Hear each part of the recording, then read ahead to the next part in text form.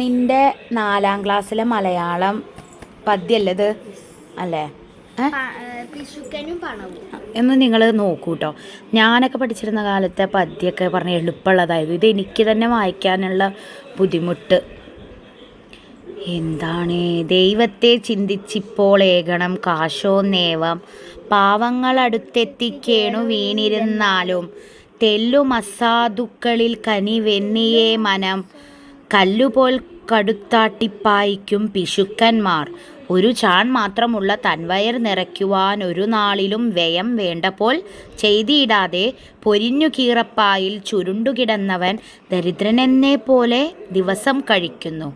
അജ്ഞനെ ചതിച്ചിട്ടും സാധുവെ മിരട്ടിയും വിജ്ഞനെ മയക്കിയും ധർമാർജിക്കും ലുബ്ധൻ. ആരലുബ്ധൻ? പിശുക്കൻ. ഇതിനാലെന്തോ സാധ്യം കൂട്ടിവച്ചിടും വിത്തം മൃതി വന്നിടും നേരം കൊണ്ടുപോകുമോ ലുബ്ധൻ. കട്ടക്കയം കൃതികൾ. കട്ടക്കയം ചെറിയാൻ മാപ്പിള. അയാൾക്ക് വേറെ എളുപ്പമുള്ളതൊന്നും എഴുതിക്കൂടെ ആവോ? നമ്മളൊക്കെ പഠിക്കുന്ന 90s കിഡ്. ഞാൻ 96-ലാണല്ലോ. ഞങ്ങളുടെയൊക്കെ പദ്യങ്ങളാണ് ബേബി അടിപൊളി, എളുപ്പമുള്ളതായിരുന്നു. ഇത് അനക്ക് നല്ല ബുദ്ധിമുട്ടുണ്ടോ ഈ മലയാളം? ഇത് വായിച്ചു പഠിച്ചാൽ കിട്ടും. അതിപ്പോൾ എല്ലാവർക്കും അങ്ങനെയാണല്ലോ. നിങ്ങൾ പറ, ഈ ഇപ്പോഴത്തെ കാലത്തെ പഠനമാണോ നല്ലത് അതോ നമ്മുടെ പണ്ടത്തെ കാലത്തെ പഠനമാണോ നല്ലത്? ഗോൾഡ് ആണോ?